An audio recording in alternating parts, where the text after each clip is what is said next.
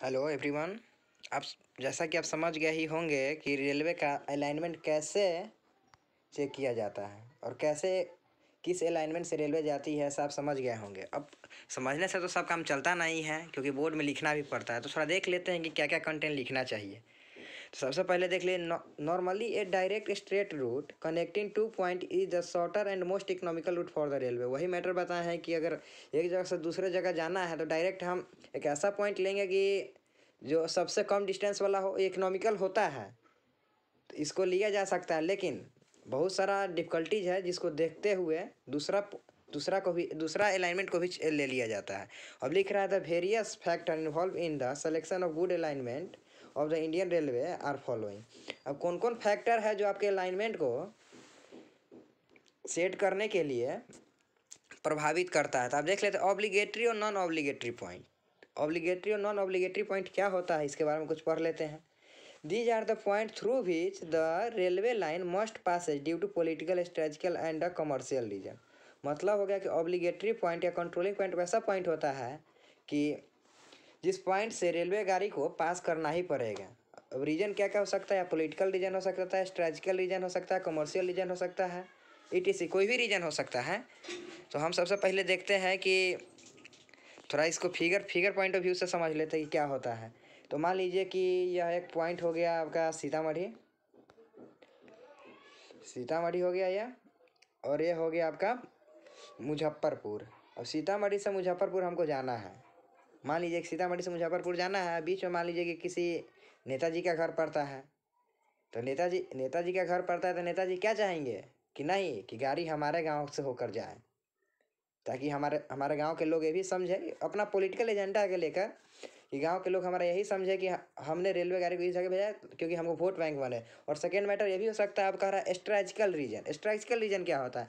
मान लीजिए कि आर्मी वगैरह का बेस कैंप यहाँ पर है, तो रेलवे ये भी सोचेगा कि अगर हम इस रूट से जाते हैं, नहीं आर्मी का बेस कैंप है, आर्मी का कोई भी सामान वगैरह लाना होगा तो डायरेक्ट यहाँ पर उतर जाएगा और इस जगह फिर से हम चले जाएंगे। तो ये भी रीजन स्ट्रेटजिकल रीजन भी हो सकता है, या जियोलॉजिकल रीजन भी हो सकता है। अब मान लीजिए कि स्ट्रेट तो हम दिए हैं, अब बीच में पहाड़ आ जाएगा, तो पहाड़ को काटने में जितना रुपया बर्बाद करेंगे उससे बढ़िया है कि क्या, थोड़ा थोड़ा दूरी ही चलेंगे। तो यह हो गया ऑब्लिगेटरी पॉइंट, जो हमारे अलाइनमेंट, जो सीधा अलाइनमेंट है उसको यह अफेक्ट करता है। इसी पॉइंट को क्या कहते हैं, ऑब्लिगेटरी पॉइंट। और सेकेंड पॉइंट मेरा आ जाता है, अब ऑब्लिगेटरी पॉइंट में क्या क्या हो सकता है वो देख लीजिए। मान लीजिए इंपॉर्टेंट सिटी एंड टाउन बता रहा है कि इंपॉर्टेंट सिटी और टाउन क्या होता है। मान लीजिए कि एक जगह से दूसरी जगह जाना, बीच में सिटी और कोई टाउन पड़ जाता है, तो उस जगह ले जाने से रेलवे को प्रॉफिट है कि अधिक से अधिक लोग रेलवे का यूज करेगा। तो यह सबसे बड़ा रीजन हो सकता है कि इंपॉर्टेंट सिटी और टाउन। अब सेकेंड आ जाता है अपना major bridge site and river crossing. अब ये मान लीजिए कि एक जगह से हमको दूसरे जगह जाना है।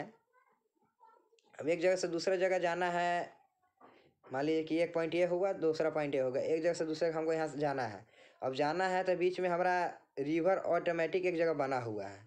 अब रिवर यहाँ पर बना हुआ है और हम जा रहे हैं, स्ट्रेट लाइन ये है, लेकिन रिवर यहाँ बना हुआ है, बीच में नदी है। अभी रिवर बना हुआ है इस जगह, तो अब इस जगह कोई ज़रूरी है कि दोबारा हम इस जगह रिवर बनाएंगे। अब रेलवे को हम इस जगह डाइवर्ट कर देंगे तो हमको ब्रिज का खर्चा बच जाएगा। तो एक मेजर ब्रिज साइट है, तो हम इस ब्रिज का उपयोग कर सकते हैं, तो क्यों नहीं इस ब्रिज का उपयोग कर लिया जाए और यहाँ पर पैसा बचा लिया जाए। तो मेजर ब्रिज साइट भी अफेक्ट करता है, जो ऑब्लिगेटरी पॉइंट है, क्योंकि इससे ही पास करेगा, इस पास करेगा तो ऑब्लिगेटरी पॉइंट हो गया। तो इस पॉइंट के वजह से भी आपका जो अलाइनमेंट है वो अफेक्ट होता है। और थर्ड आता है इसमें, existing passing in hilly area. अगर आपका अलाइनमेंट हिली एरिया से पास करता है तो वो भी अफेक्ट करता है। साइट फॉर टनल, अब टनल के लिए साइट खोजना पड़ेगा, क्योंकि अगर हिली एरिया है तो हिली एरिया में टनल बनाना बहुत ही मुश्किल होता है और बहुत ज़्यादा इन्वेस्टमेंट होता है, बहुत ज़्यादा पैसा लगता है। तो यह सब भी देखा जाता है अगर आप किसी भी अलाइनमेंट को बनाते हैं। तो अब सेकेंड मैटर आता है टोपोग्राफी ऑफ ए कंट्री। अब इसको समझते हैं कि टोपोग्राफी ऑफ ए कंट्री क्या होता है।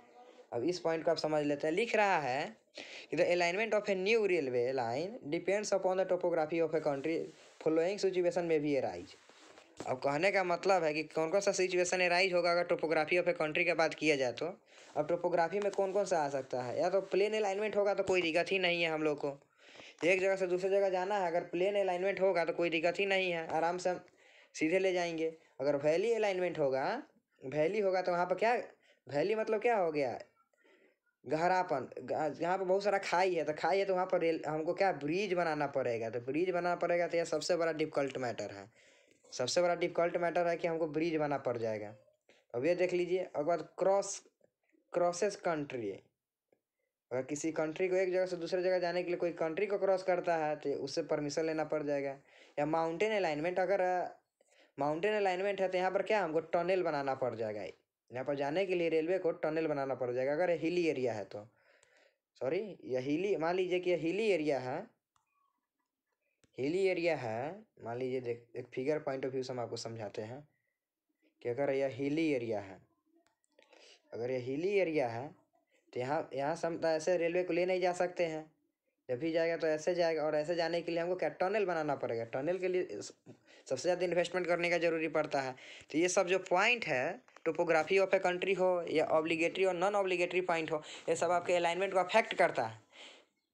तो हम पढ़ लिए अब की बार सॉरी, हम लोग पढ़ लिए alignment of the railway line या जोन, उसके बाद हिस्ट्री पढ़ ली। अब अगले नेक्स्ट चैप्टर में, सॉरी नेक्स्ट वीडियो लेक्चर में हम लोग पढ़ेंगे क्या, हम लोग नेक्स्ट वीडियो लेक्चर में पहले तो रेलवे गेज क्या होता है, रेल का गेज क्या होता है उसके बारे में